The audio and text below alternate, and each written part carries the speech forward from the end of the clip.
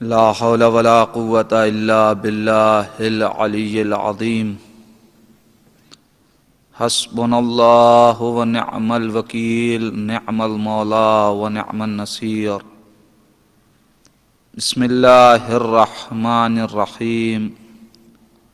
الحمد لله الواحد الأحد الفرد الصمد الذي لم يلد ولم يولد ولم يكن له كفوا أحد. ثم الصلاة والسلام والتحية والإكرام على الرسول الأمي المكي المدني الهاشمي القرشي المطلبي مولانا ومولى الكونين جد الحسن والحسين أبي القاسم المصطفى محمد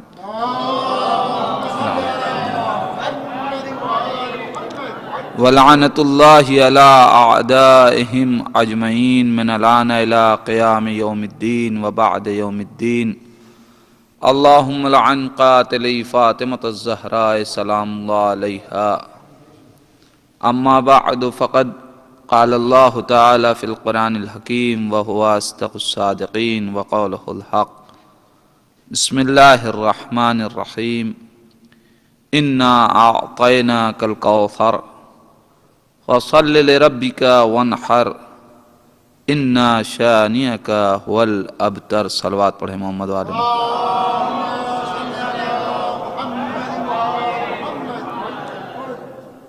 عزیزان ایمان، یہ ایام بڑی عظمتوں کے ایام ہیں. یہ وہ ایام ہیں کہ جس میں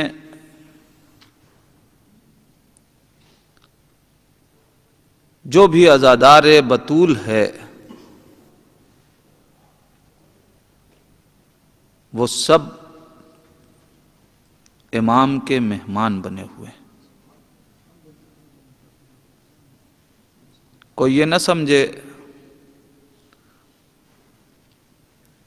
کہ یہ مجلسیں، یہ فرش، یہ اہتمام یہ ہم آپ کر رہے ہیں.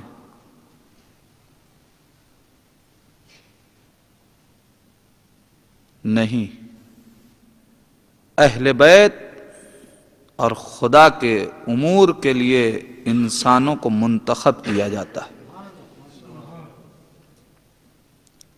روایتوں میں موجود ہے کہ جو بھی غم اہل بیت میں فرش عزا تک آتا ہے اس کا نام تحریر کیا جاتا ہے. اب آپ سوچیں، کوئی فرشتہ تحریر نہیں کرنے آتا، معصومین تحریر کرتے ہیں. اب آپ ذرا تصور تو کریں کہ ہمیں اہل بیت نے اور ان کی محبت نے کس منزل پہ پہنچا دیا. عزیزان ایمان، کائنات ہمیں کیا دے گی؟ اہل بیت اگر ہمارا نام لکھ لیں اپنی فہرست میں تو اب اس سے بڑھ کے کمال اور کیا ہوگا؟ اس سے بڑھ کے عظمتیں اور کیا ہوں گی؟ محشر کے دن ساری تحریریں تو ختم ہو سکتی ہیں مگر اہل بیت کی لکھی ہوئی تحریر کو کوئی نہیں مٹا سکتا.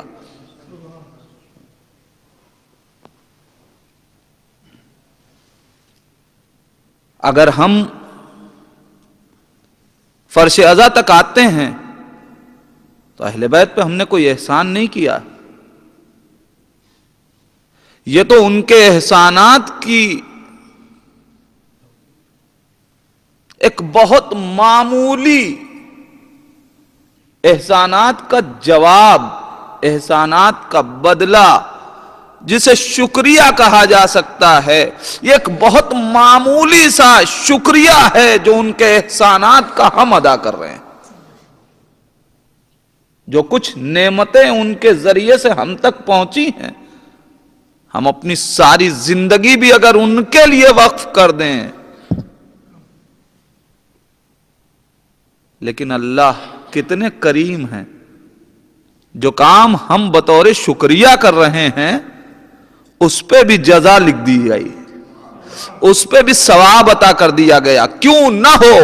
اس لیے کہ یہ دینے والے اگر کوئی دنیاوی دینے والے ہوتے تو پھر یہ بھی اس بات کی تمنا رکھتے کہ کوئی ہمارے کام کی جزا عطا کرے، لیکن یہ جزا اس لیے نہیں مانگتے کہ ان کا احسان واضح ہو سکے، یہ تو جزا اس لیے رکھتے ہیں، یہ شکریہ کے طور پہ جزا اس لیے دیتے ہیں کہ جس طریقے سے ایک انسان نماز پڑھنا یہ اس کا فطری اور انسانی تقاضا ہے کہ انسان کو اللہ نے نعمتیں دی ہے تو وہ نماز پڑھے، وہ روزہ رکھے، وہ احکامات پہ عمل کرے، لیکن اللہ نے جو کچھ واجب تھا اس کے اوپر بھی جزا رکھ دی، یہ اس کا کرم ہے۔ تو یہ بھی تو انہی کے نور سے مشتق ہوئے نہیں۔ اگر ایک انسان شاید کوئی یہ سوچ لے کہ نماز اور روزے کے سلسلے میں ایک ایسی مثال دوں کہ چھوٹے چھوٹے بچوں تک بات پہنچ جائے، مر جائے کوئی تو اب اس کا دفن کرنا، نہ کیا جائے دفن تو کیا ہوگا؟ گھر کے اندر بیماریاں پیدا ہو جائیں گی، ہمارے ضرر کا سبب بنے گا۔ ہر اعتبار سے واجب تھا کہ اس مرنے والے کو دفن کیا جائے، تو اب یہ تو ہماری ضرورت تھی، یہ تو ہماری غرض تھی کہ ہم دفن کریں، لیکن اس دفن پہ بھی اللہ نے جزا رکھ دی، اسے واجب قرار دے دیا دو بنیادوں کے اوپر۔ ایک تو انسانیت کی عظمت اور شرافت کو پہچانوانے کے لیے کہ دیکھو یہ کوئی عام شے نہیں ہے کہ جس کو تم اسی طریقے سے رہنے دو، نہیں، انسانیت کا احترام ہے، ہم نے بنی آدم کو شرف عطا کیا ہے، لہذا خبردار اب اس کی کوئی بے حرمتی نہیں ہونی چاہیے، چونکہ یہ اپنے اعتبار سے اب مجبور ہے، یہ خود قبر کی منزلوں تک نہیں جا سکتا، لہذا جو لوگ زندہ ہیں ان کے اوپر واجب قرار دے دیا کہ انہیں دفن کر دو تاکہ اس کی کرامت باقی رہے۔ اور دوسری چیز یہ ہے کہ تم دفن کرو گے تب بھی میں اتنا کریم ہوں کہ جو تمہاری ضرورت ہے اس پہ بھی جزا رکھ رہا ہوں۔ اسی طریقے سے روزی حاصل کرنا ہم پہ واجب ہے، ضرورت ہے ہماری، ہمیں کھانا کھانا ہے تو روزی حاصل کرنی ہے، لیکن اللہ نے روزی پہ بھی جزا رکھ دی۔ آپ اس طریقے سے اگر دیکھیں تو پھر خدا کی معرفت کی تو اہل بیت بھی ہم کو ہمارے اوپر جتنے احسانات کیے ہیں، اگر ہم ان احسانات کے شکریہ کے طور پہ حقیقی انسان ہوں، انسانیت پائی جائے، آدمیت پائی جائے، تو پھر یہ ہماری آدمیت کا تقاضا ہے کہ ہم ان کا تذکرہ کریں، ہم ان کے غم میں آنسو بہائیں، لیکن اس پہ بھی اہل بیت کریم ہیں، لہذا جزا رکھ دی۔ تو اب کوئی یہ نہ سوچے گا کہ ہم آ رہے ہیں تو ہم نے کوئی بہت بڑا کام کر دیا، ہم پڑھ رہے ہیں تو یہ بھی اپنے لیے، ہم آ رہے ہیں تو یہ بھی اپنے لیے۔ بس دعا کیجئے کہ خدا توفیق عطا کرے کہ ایسی مجلسوں میں انسان شریک ہو کہ جہاں انسان کی گناہیں بخشی جاتی ہیں۔ حدیث قصہ پڑھنے والے، یہ کوئی ضروری تھوڑی ہے کہ آپ حدیث قصہ پڑھیں گے تبھی۔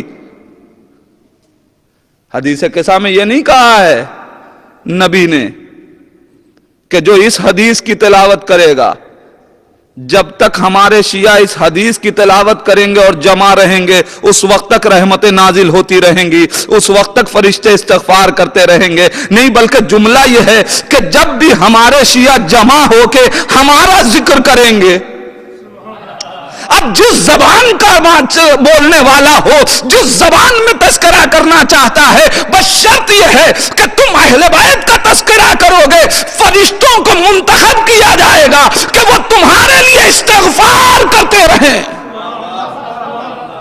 آپ پہچانیں ان مجلسوں کی عظمتوں کو. یہ مجلسیں ہمارے فائدے کے لیے، ہمارے استغفار، ہماری گناہوں کی بخشش کا ذریعہ ہیں.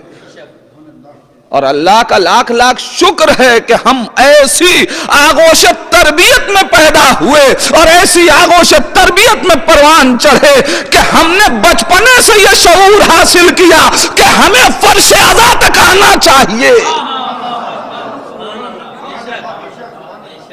بس اب بات آ گئی ہے، ایک بات اور کہہ کے گفتگو آگے بڑھا دوں گا. کیا ہے یہ فرش اعضا؟ کون بتائے؟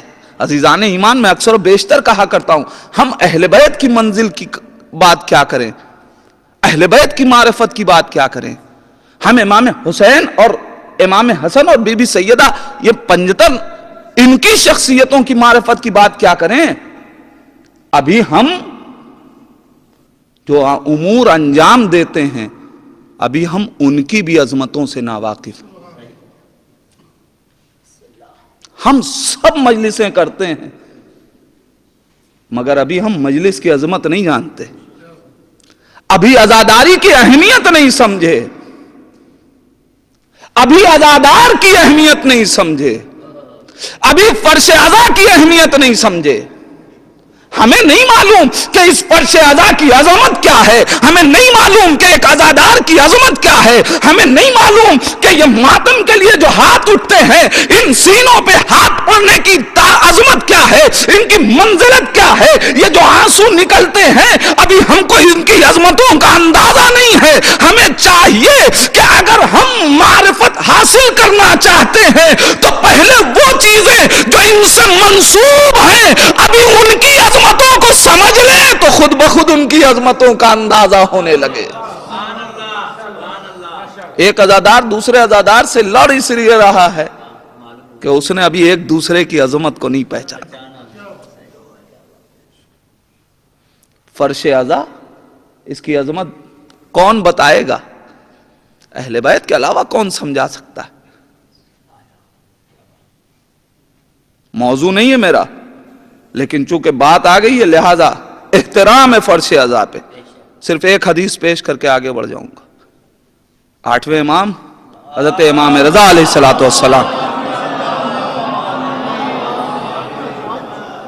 ان سے پوچھا گیا مولا یہ فرش اعضا کی کیا اہمیت؟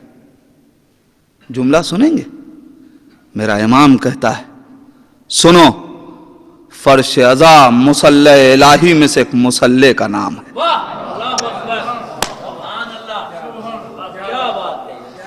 فرش اعضا مصلی الہی میں سے ایک مصلی کا نام ہے.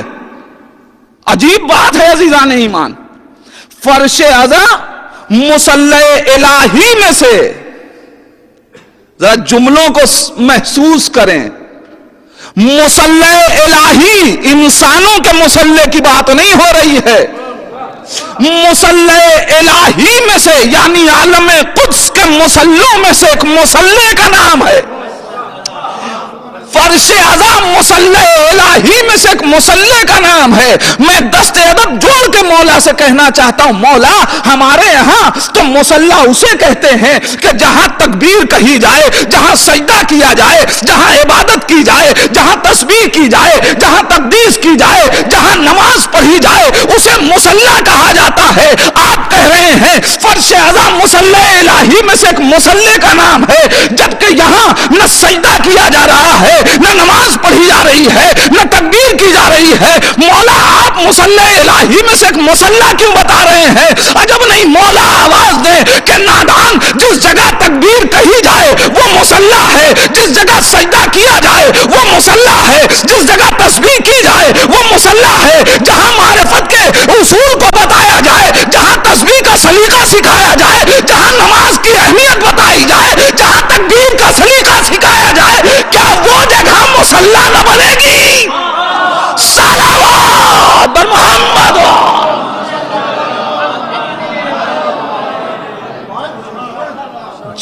بتایا جائے کہ تکبیر کیسے کہی جائے گی، جہاں یہ بتایا جا رہا ہو کہ تسبیح کیسے ادا کی جائے گی، جہاں یہ بتایا جا رہا ہو کہ سوروں کی تلاوت کس طریقے سے کی جائے گی، جہاں قراتوں کا سلیقہ سکھایا جا رہا ہو، کیا وہ جگہ مصلی قرار نہ پائے گی؟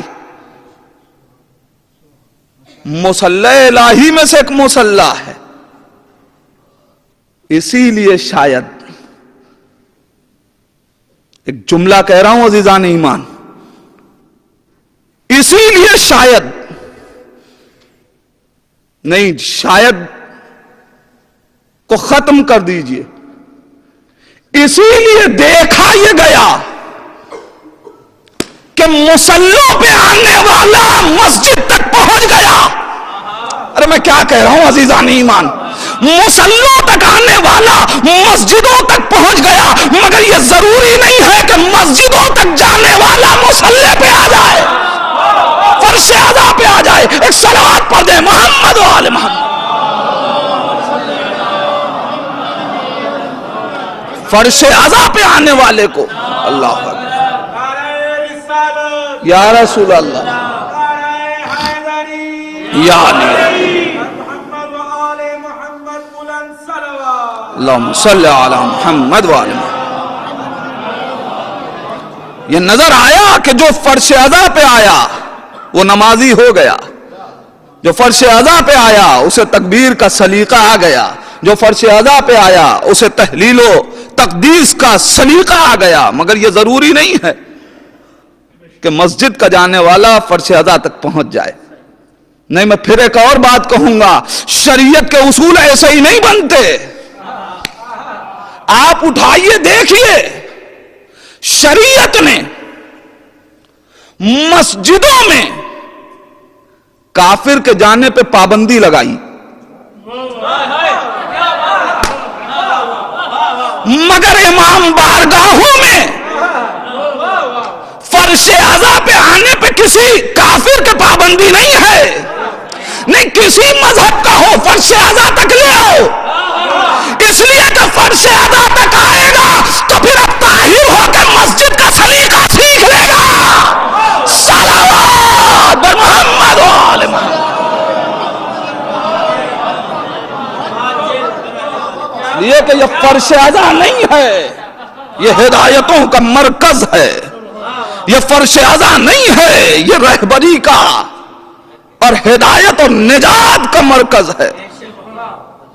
یہاں تک آنے والا وہاں تو جا سکتا ہے، اس لیے کہ اسے یہاں اصول سکھائے جاتے ہیں، یہاں طریقہ سکھایا جاتا ہے۔ مصلی الہی میں سے ایک مصلی کا نام ہے۔ اس میں امام نے دو پیغام دیے جو مجھے سمجھ میں آئی بات۔ مولا کہہ رہے ہیں کہ فرش اعضا مصلی الہی میں سے ایک مصلی کا نام ہے۔ مصلی پہ جانے کے دو اصول ہیں۔ مصلی پہ جانے کے دو اصول ہیں۔ جب بھی مصلی پہ جانا تو باطہارت جانا، مصلوں پہ باوضو جایا جاتا ہے، واجب تو نہیں قرار دیا گیا، لیکن شاید مولا بتانا چاہتے ہیں، اس لیے کہ جب ظرفیت بڑھتی ہے تو پھر آنے والا نور بھی جگہ پاتا ہے۔ اگر تم باطہارت آؤ گے تو طاہر تذکرہ تمہارے دلوں میں اتر جائے گا۔ لہذا میرے جوان بھائیوں، فرش اعضا پہ جائیے تو اہتمام کیجئے کہ باوضو جائیے۔ دوسری چیز، مصلی پہ جانے کے لیے ضروری یہ ہے، ہر عبادت اور مصلی تک پہنچنے کے لیے قصد قربت ضروری ہے۔ یعنی جب مصلی پہ قدم رکھو تو قربتاً اللہ رکھنا، ورنہ مصلی پہ آنے کا کوئی فائدہ نہ ہوگا۔ اگر کوئی نماز اس لیے پڑھے، مصلی پہ اس لیے جائے کہ لوگ دیکھ کے اسے نمازی کہیں گے، تو اب شاید دنیا نمازی کہہ دے مگر خدا نمازی نہیں سمجھے گا. مصلی پہ آؤ تو قربتاً اللہ آؤ. امام کہہ رہے ہیں فرش اعظم مصلی الہی میں سے ایک مصلی کا نام ہے. اب فرش اعظم پہ آنا تو یہ نہ دیکھنا کہ کس کے گھر کی مجلس ہے, کون کروا رہا ہے, کون انجمن آ رہی ہے, کون ذاکر آ رہا ہے. نہیں, قصد قربت کے ساتھ جانا. قربتاً اللہ جاؤ گے تو اللہ سے قریب ہوگے, کسی اور کی قربت کے لیے جاؤ گے تو اس سے قریب ہوگے. صلوات محمد و آل محمد.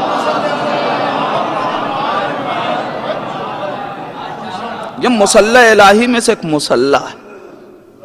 بڑی عظمتیں ہیں عزیزان ایمان. ہم ذکر اہل بیت یا ایام بڑی کرامت کے ایام. دعائیں کیجئے بی بی کا واسطہ دے دے کے, دعائیں قبول ہوں گی. آپ مسلسل فاطمہ اسوہ کائنات, یعنی پوری عالم بشریت کے لیے, کسی ایک مکتب فکر کے لیے نہیں, سب کے لیے فاطمہ اسوہ ہیں, نمونہ ہیں, آئیڈیل ہیں. کیسے؟ اس لیے کہ اس سے باعظمت کوئی بی بی نہیں. کون سمجھے کہ کتنی باعظمت ہے یہ بی بی؟ کون بتائے؟ قرآن کی آیتیں بتائیں گی, احادیث نبوی بتائے گی.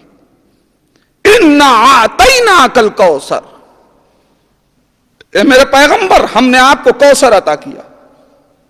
دیکھیے یہاں تک گفتگو ہو چکی ہے کہ کوثر ایک باعظمت نعمت کا نام ہے, لیکن یہ ہے کون یہ بھی تو پہچاننا ضروری. ہم کسے کوثر سمجھیں؟ اے نبی ہم نے آپ کو کوثر عطا کیا,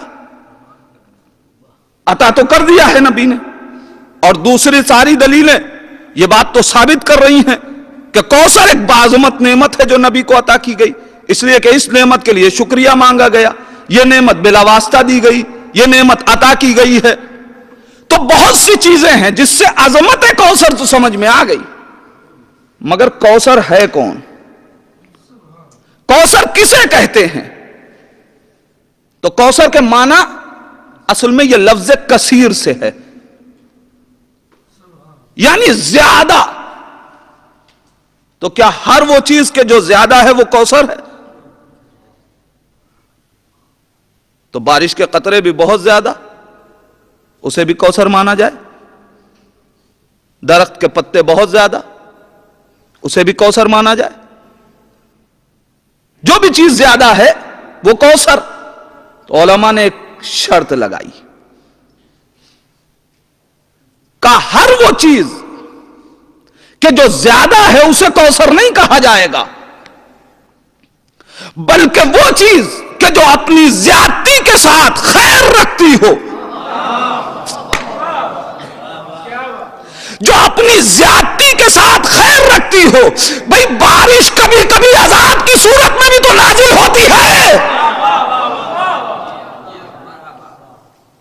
جو اپنی زیادتی کے ساتھ خیر رکھتی ہو وہ ہے کوثر. اب پھر مرحلہ, تو اب یہ بتائیے کہ کوثر کیا ہے؟ تو جنہوں نے صرف اتنا دیکھا ظاہری مفہوم کو کہ جو اپنی زیادتی کے ساتھ خیر رکھے وہ کوثر ہے, ان میں کسی نے یہ کہا کہ کوثر سے مراد قرآن ہے, کسی نے کہا کوثر سے مراد علم نبی ہے, کسی نے کہا کوثر سے مراد حکومت ہے, کسی نے کہا کوثر سے مراد دنیا ہے, کسی نے کہا کوثر سے مراد رسالت ہے. اتنے مصادیق پیش کر دیے گئے. نہیں, کسی نے کہا کہ کوثر سے مراد اصحاب ہیں, کسی نے کہا کوثر سے مراد امت ہے. اب ذرا دیکھنے کی ضرورت ہے نا کہ بھئی کوثر سے مراد کیا ہے. تو آئیے سب سے پہلی منزل میں کوثر سے مراد قرآن. تو کوثر کیا ہے؟ جسے عطا کر کے نبی کو اللہ نے 2 شکریہ مانگے. پورا قرآن پڑھ کے بتائیے جہاں جہاں نزول قرآن کی بحث آئی ہے کہیں بھی اللہ نے یہ کہا کہ اے نبی ہم تم پہ قرآن نازل کر رہے ہیں تم شکریہ ادا کرو. نبی سے نہیں مانگا اور یہاں کوثر کے بعد شکریہ مانگ رہا ہے. بس ٹھہر جائیے, صرف مجھے ایک منزل تک پہنچنا ہے عزیزان ایمان کہ ہے کیا کوثر سے مراد. قرآن کی آیتیں آپ کے سامنے ہیں. اِنَّا أَنزَلْنَاهُ فِي لَيْلَةِ الْقَدْرِ, ہم نے قرآن کو شب قدر میں نازل کیا. اب اس کے بعد بحث بدل گئی. اللہ نے یہ نہیں کہا کہ نبی شکریہ ادا کرو.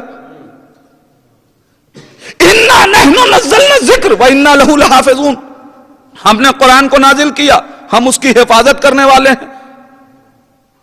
اب تو پیغمبر سے اللہ ایک منزل اور آگے کی بات کر رہا ہے. صرف نازل ہی نہیں بلکہ حفاظت بھی کریں گے. تو اب شکریہ مانگ لے. نہیں مانگا. اچھا کوثر سے مراد علم نبی. اللہ قرآن میں ارشاد فرما رہا ہے, اے میرے پیغمبر ہم نے آپ کو ان تمام چیزوں کا علم دیا کہ جس کا علم آپ کو نہیں تھا. مگر اس کے بعد کوئی آیت بتا دیجئے جہاں بھی علم کی بات آئی ہو, جہاں اللہ نے کہا کہ ہم نے آپ کو علم سکھایا, ہم نے پہلے علم دیا پھر خلق کیا. اب بتا دیجئے کہیں بھی شکریہ مانگ لیا ہو اللہ نے. ہاں نبی نے دعا تو کر دی کہ رب زدنی علما, پالنے والے ہمارے علم کو بڑھا دے. عزیزان ایمان یہ بھی عجیب مشکل ہے. ہمارے معاشرے میں ابھی تو چلن بدل گیا ہے, خدا کا لاکھ لاکھ شکر ہے, لیکن ایک زمانے میں ایک فکر آ گئی تھی, آپ بچوں کو پڑھاتے کیوں نہیں؟ ارے مولانا پڑھا کے کیا کریں گے, کہاں نوکری ملنے والی ہے. یہ کون سی ذہنیت ہے؟ کیا سمجھ رہے ہیں؟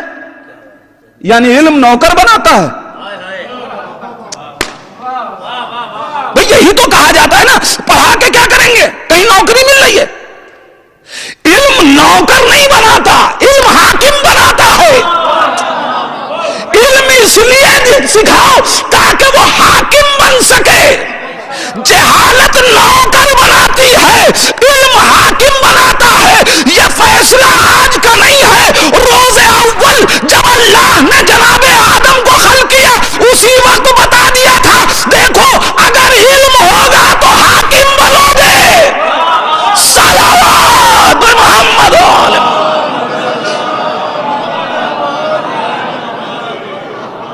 اور نبی جیسا علم کی منزل یہ بھی ہے کہ نبی جیسا عالم وہ بھی بارگاہ خداوندی میں کہہ رہا ہے رب زدنی علما, پالنے والے ہمارے علم میں اضافہ فرما. اور ہم اتنا پڑھ لیا بہت ہے. علم کبھی بہت نہیں ہوتا, اس لیے بہت نہیں ہوتا کہ ہم نے جو سیکھا ہے ہم اسے دیکھ رہے ہیں. جملہ آپ تک پہنچا دینا چاہتا ہوں, ہم نے جو سیکھا ہے ہم اسے دیکھ رہے ہیں. اگر ہم نے جن چیزوں کو سیکھا ہے انہیں نہ دیکھیں بلکہ جن چیزوں سے جاہل ہے اسے دیکھیں, تب سمجھ میں آئے گا ہم نے تو کچھ سیکھا ہی نہیں. ایک صلوات پڑھ دیں محمد آل محمد. نہ جانے کتنے علوم و فنون ہیں, کسی ایک ہی علم کا تو حاصل کرنے والا حاصل کرتا ہے. بہرحال گفتگو تمہیدی منزلوں میں نہ رہ جائے. علم دیا مگر شکریہ نہیں. پھر کیا ہے؟ نبوت. نبوت اب آپ اٹھا کے دیکھ لیجئے کہ نبوت ہے ایک تو جہاں جہاں بھی اللہ نے نبوت کی بات کی وہاں کہیں شکریہ نہیں مانگا. اے نبی انا ارسلناک شاہدا و مبشرا و نذیرا، ہم نے شاہد بنایا، مبشر بنایا، نذیر بنایا، رسول بنایا، مگر شکریہ مانگا؟ نہیں مانگا. دوسری دلیل علم، حکومت، رسالت، ان تینوں کے لیے. اور قرآن کو اگر کتاب کی صورت میں دیکھا جائے تو اس کے لیے بھی اللہ نے ایک بات کہی، اِنَّا آتَيْنَاكَ، اے نبی ہم نے آپ کو کوثر عطا کیا، ہم نے آپ کو کوثر عطا کیا.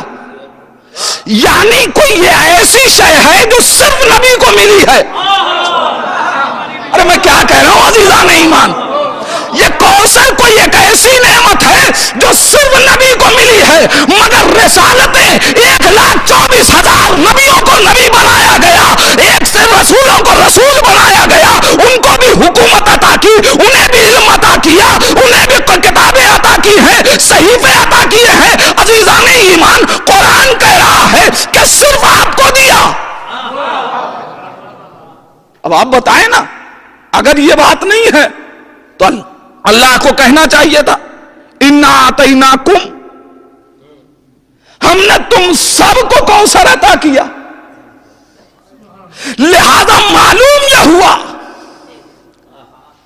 کہ کوثر نہ قرآن ہے، نہ علم ہے، نہ رسالت ہے، نہ حکومت ہے، یہ کوئی اور شے ہے. پھر کیا کہا گیا کہ نہیں، اس سے مراد اصحاب ہیں. اچھا صاحب قرآن پڑھیے، اے میرے پیغمبر ہم نے آپ کو کوثر عطا کیا، جملہ الگ کوثر ہٹا کے اصحاب رکھ لیجئے، اس لیے کہ تفسیر اسی کو کہتے ہیں کہ جہاں اس لفظ کو ہٹا کے وہ معنی رکھ دیے جائیں. ہم نے آپ کو اصحاب عطا کیے، اب آپ کیا کیجئے؟ شکریہ ادا کیجئے. اور صرف شکریہ نہیں، ایسا شکریہ کہ جس میں قربانی دیجئے. عجیب بات ہے عزیزان ایمان، تمام انبیاء ما سبق کی تاریخ اٹھا کے دیکھ لیجئے، وہاں ہر نبی نے اس بات پہ، ہر نبی کی امت نے فخر کیا ہے کہ ہم نبوت پہ قربان ہوئے. ایک صلوات پڑھے محمد و آل محمد پر.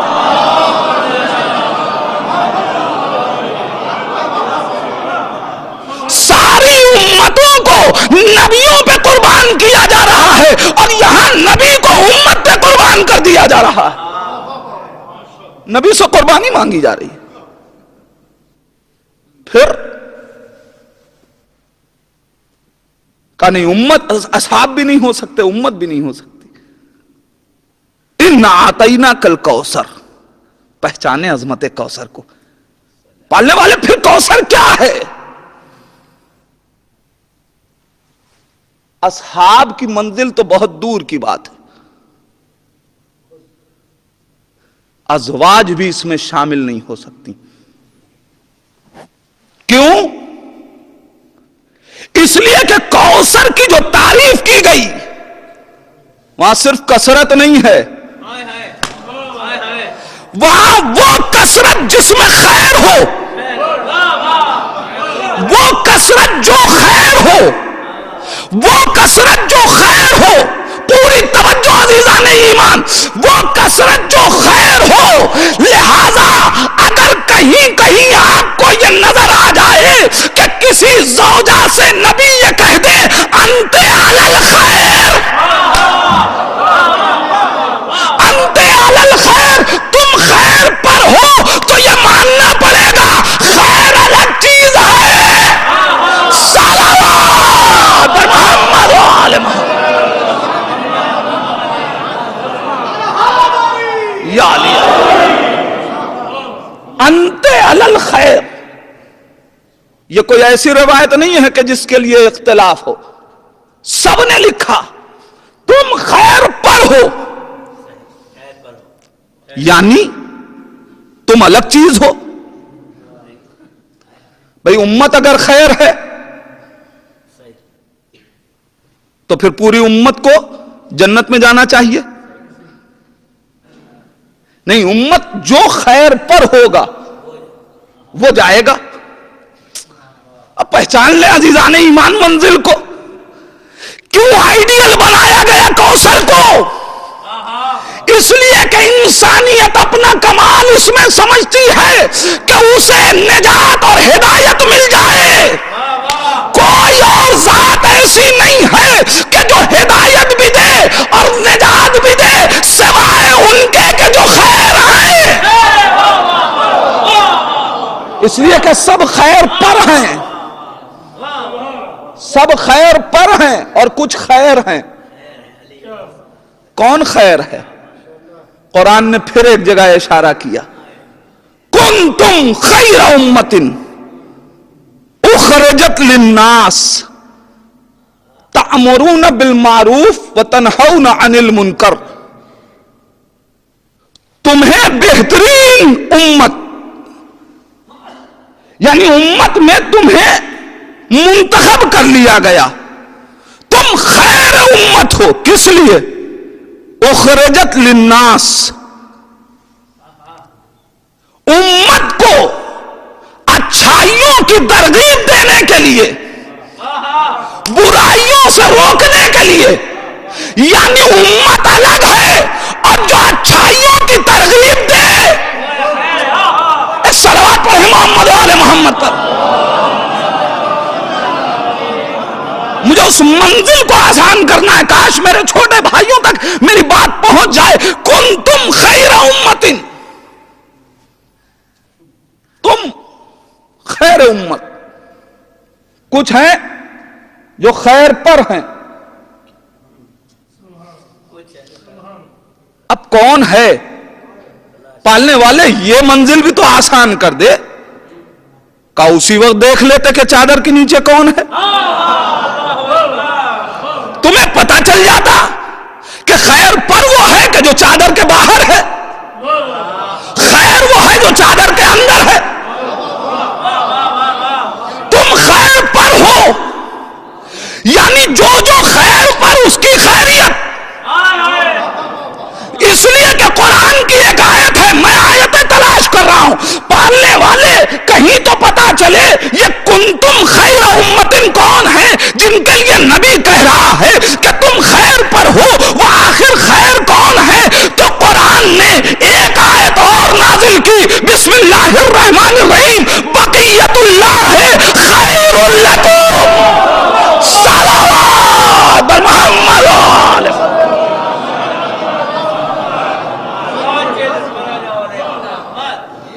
بقیت اللہ خیر لکم. اللہ کا سرمایہ تمہارے لیے خیر ہے، اللہ کا بقیہ تمہارے لیے خیر ہے.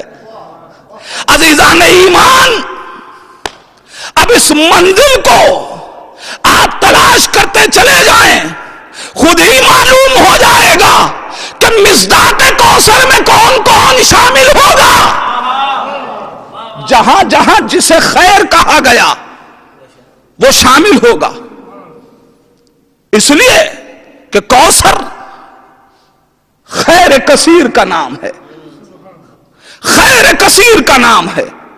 اب یہ کیا ہے؟ یہ وہی شے ہے کہ جو ضرورت بشریت ہے، جو احتیاج بشریت ہے، پوری عالم بشریت کو جس کی ضرورت ہے. یا رسول اللہ، کہیں تو کچھ واضح کر دیتے تاکہ بات آسان ہو جاتی. ایک حدیث میں پیغمبر اسلام نے واضح بھی کر دیا، علی خیر البشر من شکا فقد کفر. علی خیر بشر کا نام ہے. عزیزان ایمان، اب چونکہ میرا وہ موضوع نہیں ہے ورنہ میں آپ کے سامنے پیش کرتا کہ علی روز ازل سے لے کے ہر ایک مرحلہ حیات میں خیر،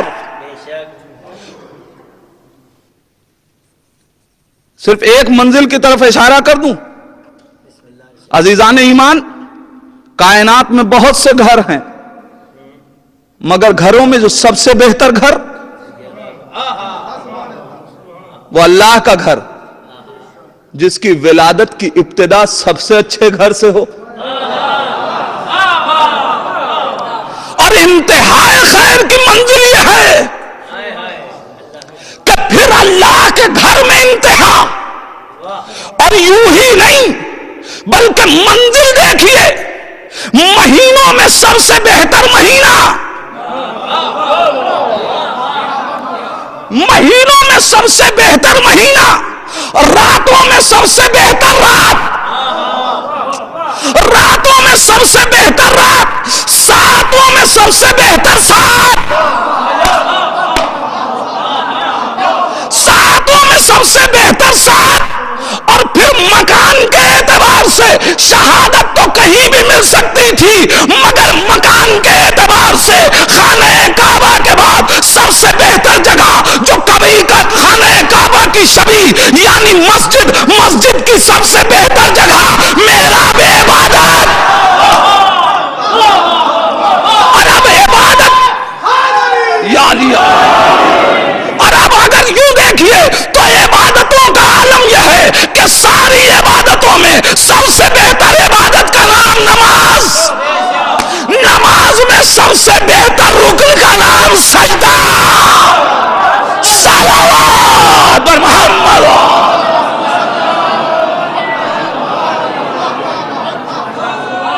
کنتم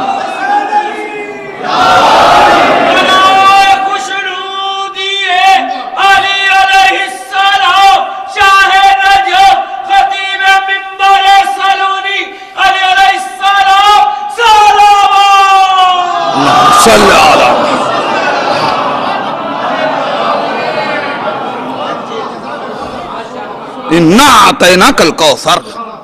اے میرے پیغمبر، ہم نے آپ کو کوثر عطا کیا. یہ نعمت کسی اور کو عطا ہی نہیں کی، نہ نبیوں میں کسی کو ملی. اور اب عزیزان ایمان، کتنی عظیم نعمت. خود جن آیتوں کی بات کی جا رہی ہے،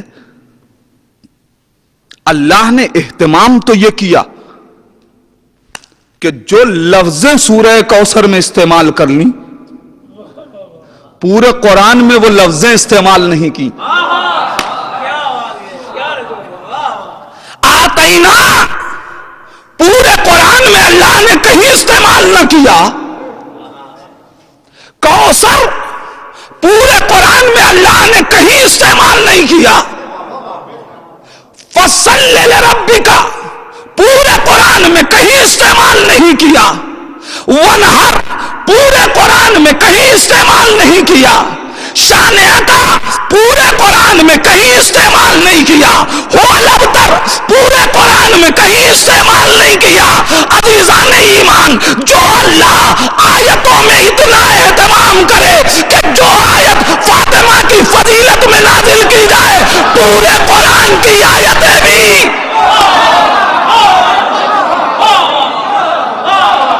اللہ نے عظمت سیدہ جہاں اللہ آیتوں کے درمیان بھی آیتوں کو اعتبار عطا کر دے، وہاں جب مجسم فاطمہ آ جائے. صلوات بر محمد.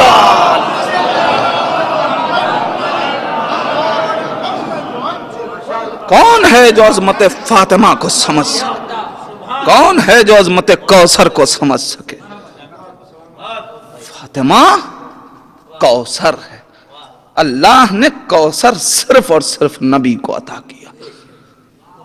ایسی عظیم نعمت، اور اب کوئی مصداق نہیں بن سکتا سوائے اہل بیت کے. جس طریقے سے کوثر کی کسی آیت کا جواب نہیں، ویسے ہی فاطمہ کی کسی آیت کا جواب نہیں. پوری کائنات مل کے جس طریقے سے سورہ کوثر کا جواب نہیں لا سکتی، جبکہ قرآن کا سب سے مختصر سورہ اسی طریقے سے پوری کائنات مل کے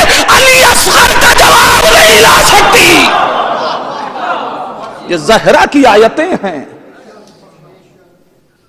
جناب محسن کا جواب نہیں، یہ بی بی زہرا کی آیتیں ہیں۔ اسی لیے تو جو کچھ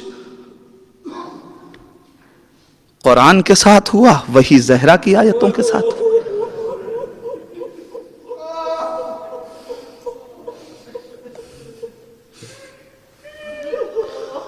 اللہ نے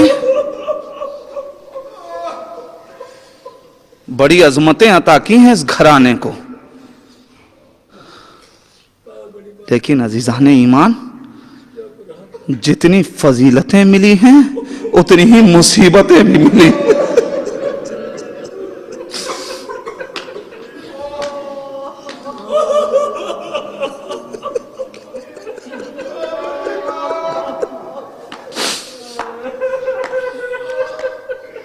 پالنے والے ہمیں توفیق دے، ہم بی بی سیدہ کی عظمتوں کو پہچان سکیں۔ پالنے والے جو دعائیں آپ کے ذہنوں میں دعائیں کر لیجئے۔ اس لیے کہ کسی نے معصوم سے پوچھا مولا یہ بتائیے کہ دعاؤں کی استجابت کا وقت کیا ہے؟ مولا نے فرمایا کہ جب ہم اہل بیت کا مصائب پڑھا جا رہا ہو، دل ٹوٹ رہا ہو، آنکھوں میں آنسو ہو، اس وقت دعائیں کر لینا، اللہ دعاؤں کو قبول کر لیتا۔ مجھ سے بہت سے لوگوں نے دعاؤں کے لیے کہا ہے، کسی نے اولاد کی دعا کے لیے کہا، کسی نے روزی کے لیے کہا۔ بی بی سیدہ ہمیں معلوم ہے ہم بڑے گناہگار ہیں، پالنے والے ہماری دعاؤں میں اثر نہیں ہے، مگر جس کا واسطہ دے کے دعا مانگ رہے پالنے والے اس کے واسطے میں بڑا اثر ہے۔ اے پروردگار جو بے اولاد ہے انہیں اولاد نرینہ عطا فرما، جزاکم ربکم۔ جو پریشان حال ہے ان کی پریشانیوں کو دور کر دے۔ ایک دعا اور کرنا چاہتا ہوں، پالنے والے ہم سب کو حرم جناب زینب اور بی بی سکینہ کا ظاہر بنا دے، جو مشکلات ہیں انہیں حل کر دے۔ عزیزان ایمان میں ایک واقعہ پڑھنا چاہتا ہوں، احساس کر لیں کہ فاطمہ کس عظیم ہستی کا نام۔ تاریخیں کہتی ہیں پوری اہل بیت کے گھرانے میں جو مظلومیت بی بی سیدہ کی ہے وہ کسی اور کو نہیں ملی ہے۔ تاریخوں نے لکھا کہ ایک دن آیا جب مولائے کائنات گھر میں آئے، بی بی سیدہ نے علی کے چہرے کو دیکھا، علی نے بی بی سیدہ کو دیکھا، آنکھوں میں ورم۔ بی بی آج آپ نے زیادہ گریہ کیا ہے، کیا آج آپ کو آپ کا بابا زیادہ یاد آ رہا ہے؟ جملہ سنیں گے عزادارو؟ بی بی سیدہ کہتی ہیں نہیں علی، میں نے گریہ کیا ہے لیکن آج اپنے بابا پہ گریہ نہیں کیا۔ پھر علی نے پوچھا بی بی سیدہ پھر کس پہ گریہ کیا؟ کہا علی آج میں آپ پہ رو رہی تھی۔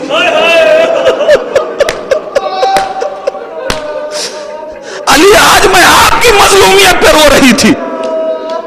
مولائے کائنات نے پوچھا سیدہ آپ کو میری کس مصیبت نے بلا دیا؟ سنو علی کے چاہنے والوں، مولا کے چاہنے والوں سنو، اے سیدہ آپ کو میری کس مصیبت نے گریہ پہ مجبور کر دیا؟ مولا کائنات سے بی بی سیدہ کہتی ہے علی میں نے سنا ہے کہ اب عالم یہ آ گیا ہے کہ آپ مدینے میں نکلتے ہیں تو کوئی آپ کو سلام نہیں کرتا۔ علی رونے لگے، اے سیدہ اگر لوگ میرے سلام کا جواب نہ دیتے تو شاید علی صبر کر لیتا، ارے اب زمانہ یہ آ گیا علی سلام کرتا ہے کوئی جواب نہیں دیتا۔ اب میں سلام کرتا ہوں کوئی میرا جواب نہیں دیتا۔ ہاں عزادارو ہم نے سن لیا، گریہ کر لیا، مگر عزادارو ذرا تصور تو کیجئے جس زہرا کو یہ غم دن بھر تڑپاتا رہا کہ علی کے سلام کا جواب، علی کو سلام نہیں کیا جاتا، ارے جب اس زہرا نے سنا ہوگا کہ علی کے سلام کا جواب نہیں دیا جا رہا ہے، ارے کیا گزری ہوگی؟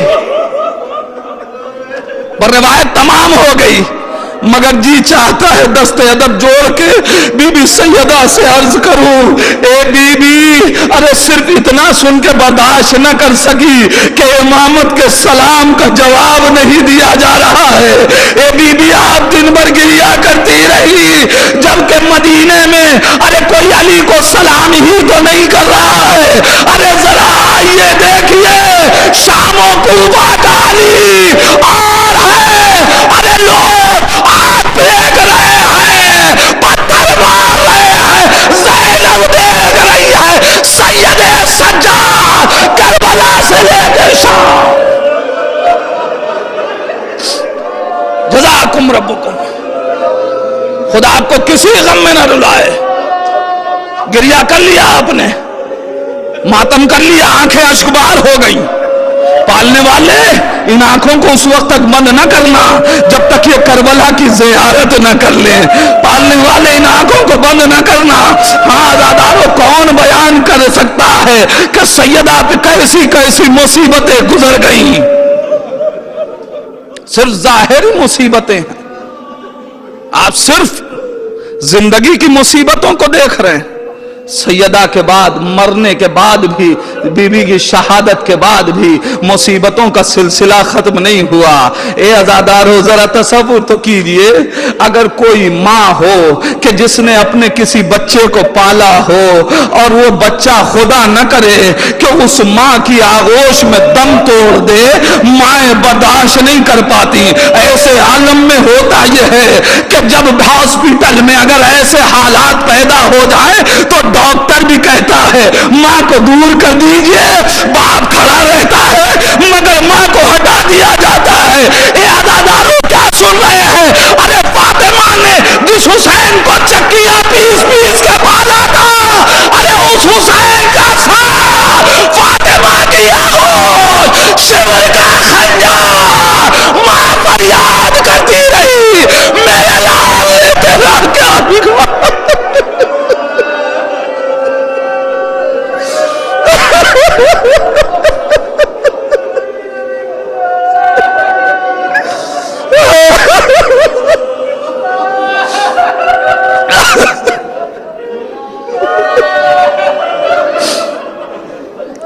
انا للہ و انا الیہ راجعون، رضا بقضائہ و تسلیما لامرہ۔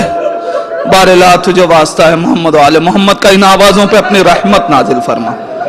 بار لا تجھے واسطہ ہے محمد و آل محمد کا،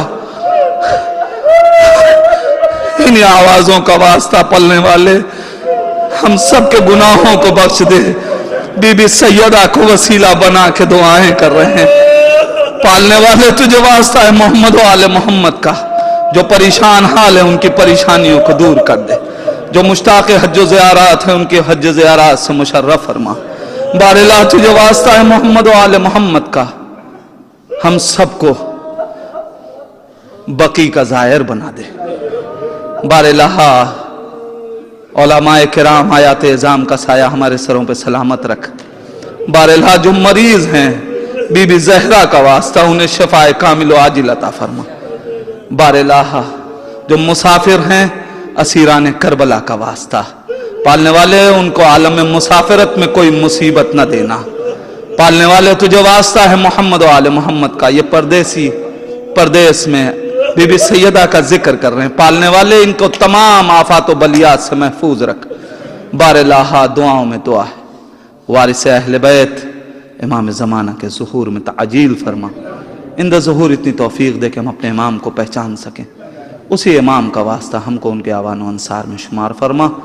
ربنا تقبل منا انکا انت السمیع الدعا۔